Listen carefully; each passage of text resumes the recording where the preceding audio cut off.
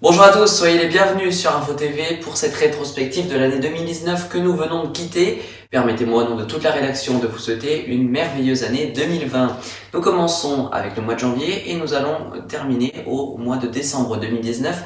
Avec les grèves, nous sommes en plein dedans, nous verrons cela en fin de rétrospective. Restez donc bien dans cette vidéo et puis à la fin nous terminerons avec une petite rétrospective pour notre radio France News Radio qui a fermé hier lors du 31 décembre 2019. Tout de suite donc ce reportage et ensuite on se retrouve pour la rétrospective de notre radio. Et nous commençons naturellement avec le mois de janvier. Le 5 janvier, durant l'acte 8 des Gilets jaunes, la porte du ministère du porte-parole a été cassée avec un engin de chantier. Benjamin Griveaux était sur place, il a immédiatement été évacué. S'ensuit également une autre actualité marquante concernant les Gilets jaunes avec ce manifestant, c'était Christophe Détinger, un boxeur qui a boxé un gendarme mobile sur la passerelle Léopold Sédar Senghor. Lors de l'acte 8 toujours des Gilets jaunes, il a écopé de 30 mois de prison, dont 18 avec sortie, donc une année de prison ferme. Passons maintenant à l'actualité de février. Le 5 février, un incendie s'est déclaré dans le 16e arrondissement de Paris. Il y a eu 10 morts et une quarantaine de blessés. L'incendie était criminel et c'était le plus meurtrier depuis 14 ans dans la capitale. L'actualité de mars a également été marquée par la marche du siècle, la marche pour le climat. Nous vous en avions parlé dans notre journal numéro 66, écoutez. Il y avait également deux autres marches, une marche pour le climat, une marche aussi contre les violences policières. Elles se sont déroulées dans de très bonnes conditions. Les Gilets jaunes s'en sont mêlés également, mais pas les casseurs. Également, il y avait une petite manifestation avec des forains. La marche pour le climat qui hier a eu lieu avec des jeunes. Et aujourd'hui, c'était des adultes qui manifestaient contre le climat. À noter que le 2 avril, à Alger, la démission de Bouteflika a été un événement marquant dans l'actualité mondiale. Ça a été également un événement marquant, l'affaire Carlos Ghosn, qui était dans l'impasse le 9 avril à Tokyo. Le président directeur général de Renault a été placé en garde à vue puis arrêté. S'en est suivi un long feuilleton. Il a depuis été remplacé par le directoire de Renault. Le 15 avril dernier, la cathédrale Notre-Dame de Paris partait en fumée, elle était en travaux de restructuration. Nous vous avions fait une édition spéciale, puis un journal spécial, écoutez. Il s'agirait d'un incident accidentiel lié aux travaux de la cathédrale. L'incident s'est déclaré dans la partie supérieure du bâtiment, précisent les pompiers. Une grosse et épaisse fumée s'échappe dans le ciel parisien. Le toit de la cathédrale prend de l'ampleur. La flèche de la cathédrale s'est effondrée. Les travaux de la cathédrale ont commencé depuis cet été. Emmanuel Macron s'est exprimé ce mardi soir à 20h au peuple français, repoussant les annonces qu'il devait faire à la suite du grand débat national. Il est revenu en revanche sur l'incendie qui a endommagé la veille la cathédrale Notre-Dame de Paris, estimant que chacun a fait ce qu'il a pu. Fin de citation.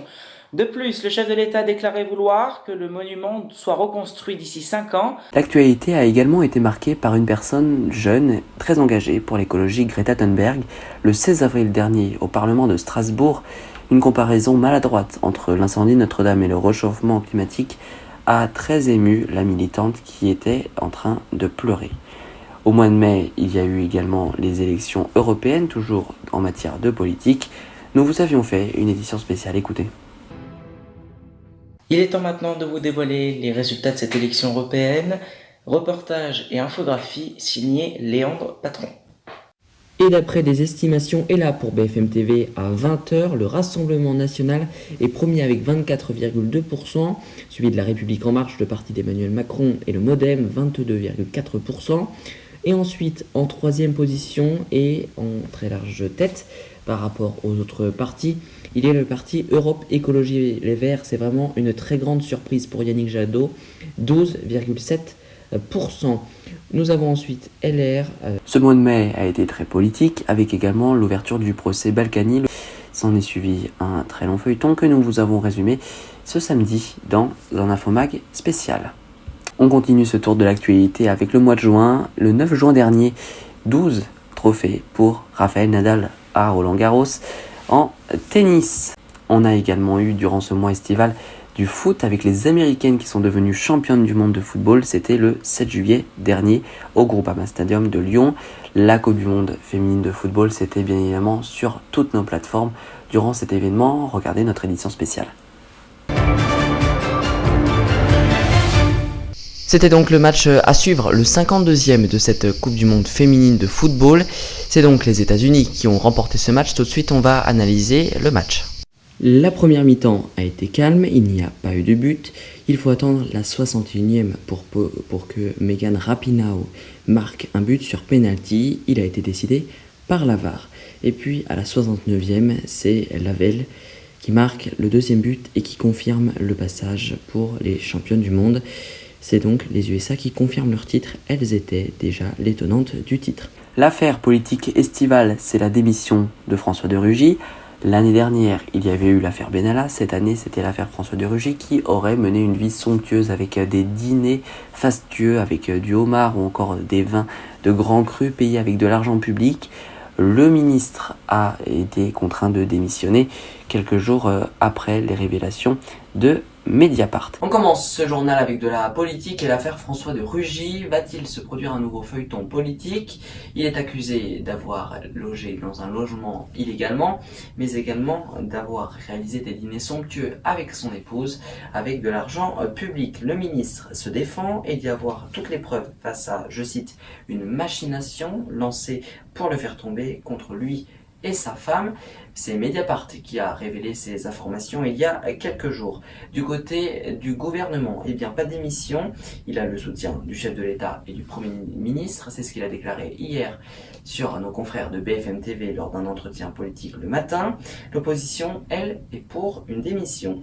Du côté de son ex-directrice de cabinet, elle aussi prise dans les affaires, Nicole Klein, une haut fonctionnaire, est accusée d'avoir gardé pendant 12 ans un logement HLM alors qu'elle n'y habitait pas du tout. Elle raconte sa version des faits et se dit choquée par son limogeage. Son limogeage a donc été très brutal, raconte-t-elle. Alors, va-t-on vers un nouveau feuilleton politique après celui de l'affaire Benalla l'été dernier? Eh bien, l'opposition dit en avoir marre. Enfin, à nouveau du sport avec le 28 juillet 2019 sur les Champs-Élysées, la victoire du Colombien Egan Harley Bernal Gomez. 22 ans, c'était le plus jeune vainqueur du Tour de France depuis 1909. Cette compétition, on vous l'a fait vivre bien évidemment en direct sur notre site internet pendant 23 jours, quasiment 21 étapes qui avaient été marquées par des intempéries. En août, du sport encore avec l'homme volant Frankie Zapata qui avait une fois perdu son pari de traverser la Manche en flightboard. Il a ensuite réussi, c'était très encadré, il avait fait une apparition également au 14 juillet, une cérémonie que nous vous avions fait vivre sur notre compte Twitter. Une nouvelle réussite de Frankie Zapata à bord de son flyboard en ce dimanche 4 août. En effet, après l'échec du 25 juillet, il a réussi l'exploit de traverser la Manche avec son flyboard pour parcourir 35 km entre Sangatte dans le Pas-de-Calais à Douvres en l'espace de 20 minutes. À son arrivée à Douvres, il estime qu'il a effectué sa traversée à une vitesse de 160 à 170 km/h. Même si le flyboard a une autonomie d'une dizaine de minutes, il a pu se ravitailler en kérosène en ayant choisi un bateau plus grand avec, je cite, « On va positionner le bateau de manière différente par rapport aux vagues, je vais aborder la plateforme avec une autre trajectoire. » Le 26 août 2019 à Biarritz s'est déroulé le G7 en présence des 7 plus grands pays. Alain Arouez vous en avez parlé. Le G7 est un groupe de discussion et de partenariat économique et politique de 7 pays réputés en 1975 comme étant les plus grandes puissances avancées du monde, qui détiennent environ 2/3 des richesses nettes mondiales. L'IPBES nous lançait un cri d'alerte il y a quelques mois à cause de l'activité humaine sur Terre. Jusqu'à 1 million d'espèces sont menacées d'extinction. Pour s'engager contre une 6e extinction de masse, la charte de la biodiversité a été signée au G7. Fin août, début septembre, un ouragan a balayé les Bahamas. Nous vous en avions parlé dans notre journal de rentrée. Les dégâts sont spectaculaires et il y avait beaucoup de blessés, beaucoup de dégâts. Les Bahamas se préparent à faire face à un ouragan extrêmement puissant de catégorie 4 sur une échelle de 5. Dorian va toucher les Caraïbes ce dimanche. Il pourrait engendrer des dégâts catastrophiques d'après les spécialistes. Et d'après le président américain Donald Trump, ce phénomène est un monstre absolu, je cite, situation À suivre en direct sur notre Twitter, @groupeinfotv. En septembre 2019, il y a bien évidemment eu la mort de Jacques Chirac. L'ancien président de la République s'est éteint brusquement. Nous vous avions fait une édition spéciale, écoutez. L'ancien président Jacques Chirac est donc décédé. C'est ce jeudi à 11h57 que nous l'avons appris. Jacques Chirac aura été 2 fois président de la République. Il a fait un septennat de 1995 à 2002 et un quinquennat de 2002 à 2007. Il a également été 2 fois Premier ministre sous la présidence de Valéry Giscard d'Estaing et plus tard de François Mitterrand. Les hommages de Jacques Chirac se déroulent depuis jeudi et se poursuivront jusqu'à lundi. Depuis jeudi, le palais de l'Élysée est ouvert pour ceux qui souhaitent signer des livres d'or. Demain, un hommage populaire sera organisé aux Invalides en début d'après-midi. Enfin, l'actualité de septembre, c'est également un incendie de l'usine Lubrizol, une usine classée Seveso, avec un seuil haut qui a provoqué d'importantes fumées qui ont envahi toute la ville et ses environs. L'air a été irrespirable pendant de nombreux jours. L'usine va rouvrir dans quelques semaines. Tout cela s'est passé à Rouen, on vous le rappelle. Des suies sont retombées à 60 km de ronde autour de l'usine Lubrizol. Certaines personnes ont du mal à croire qu'il n'y a rien de toxique. Des symptômes ont été déclarés chez plusieurs médecins et pharmaciens, dont les maux de tête, les maux de cœur et encore beaucoup d'autres. Le 24 septembre, c'est une procédure de destitution de Donald Trump qui a été ouverte. Le président américain est sur la sellette de plus en plus, avec des recours qui sont actuellement postés afin de destituer le président Donald Trump qui aurait fait des actions et fait pression sur le président ukrainien. Des États-Unis, Donald Trump est dans la tourmente. Mardi, une enquête a été ouverte en vue d'une procédure de destitution. Comme je vous le disais dans les titres, il est accusé d'avoir demandé au président ukrainien Volodymyr Zelensky d'enquêter sur le fils de Joe Biden, son principal concurrent, aux prochaines élections présidentielles américaines. Il y aura une enquête à l'intérieur de la Chambre des représentants pour déterminer si oui ou non Donald Trump doit être mis en accusation. L'actualité d'octobre, c'est l'OTAN qui a sanctionné les Kurdes et également la Coupe du Monde de rugby. Nous vous avons fait vivre cet événement. Emmanuel Macron a déclaré à l'hebdomadaire The Economist que l'OTAN est en train de vivre une mort cérébrale et que l'Europe disparaîtra si elle ne se pense pas comme puissance mondiale.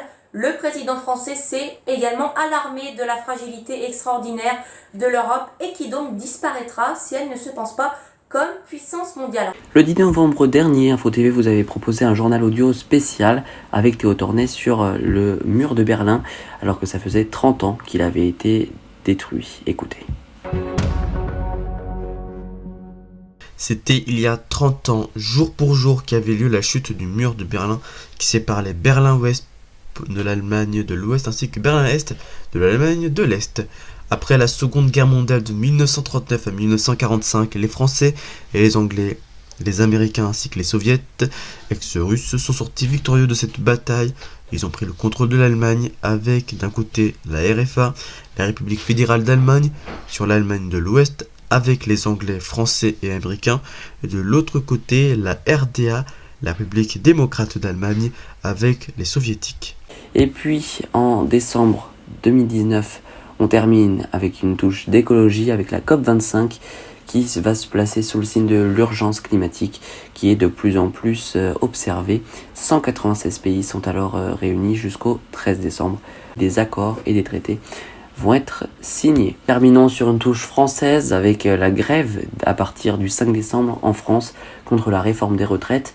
InfoTV vous proposera le 11 janvier prochain un numéro spécial d'Infomag consacré à cette réforme des retraites. Voilà donc pour cette rétrospective de l'année 2019, année très chargée en actualité. InfoTV vous a fait vivre cette actualité sur toutes ces plateformes. Elle s'affiche sur votre écran. On continue comme promis avec la rétrospective de France News Radio. C'était la radio d'InfoTV jusqu'à hier, date à laquelle elle a fermé. Plusieurs présentateurs ont présenté des émissions sur cette radio. Je vous propose de regarder cette petite rétrospective. Elle commence en septembre 2016.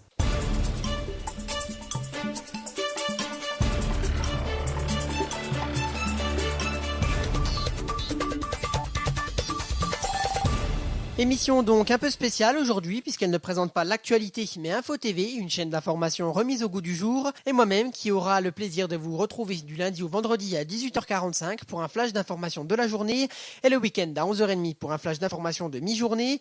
France News Radio, édition spéciale Hugo Petitjean. Bonsoir à tous, édition spéciale aujourd'hui sur l'attaque terroriste du Louvre ce matin. Vers 10h, un homme a agressé des militaires à la machette dans le carrousel du Louvre. Bonsoir à tous, il est presque 22h sur Info TV et bienvenue à tous dans cette édition spéciale consacrée à la démission d'Emmanuel Macron. Le ministre de l'économie et de l'industrie et du numérique laisse sa place à Michel Sapin. On va revenir dans cette édition spéciale sur son parcours politique et ses déclarations. L'édition spéciale, Hugo Petitjean. Bonsoir à tous et bienvenue dans cette petite édition spéciale consacrée à un récapitulatif de la nuit dernière, la fameuse nuit durant laquelle on a su petit à petit que le Donald Trump serait le 45e président.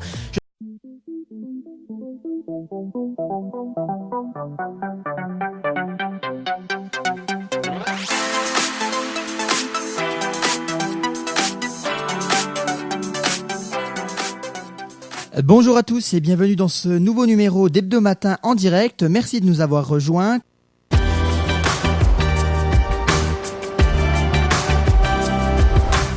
Eh bien bonjour à tous et bienvenue dans ce nouveau numéro de Ciné News. Et sans plus tarder, découvrons ensemble les 3 films à voir en janvier.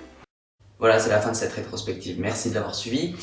Encore une fois, bonne année 2020, une nouvelle décennie que nous commençons avec vous sur toutes nos plateformes, avec une nouvelle grille des programmes. Vous pouvez la découvrir sur notre site internet infotv.fr.nf dans l'onglet Nos prochains programmes. Je vous souhaite de passer une très belle journée. À bientôt.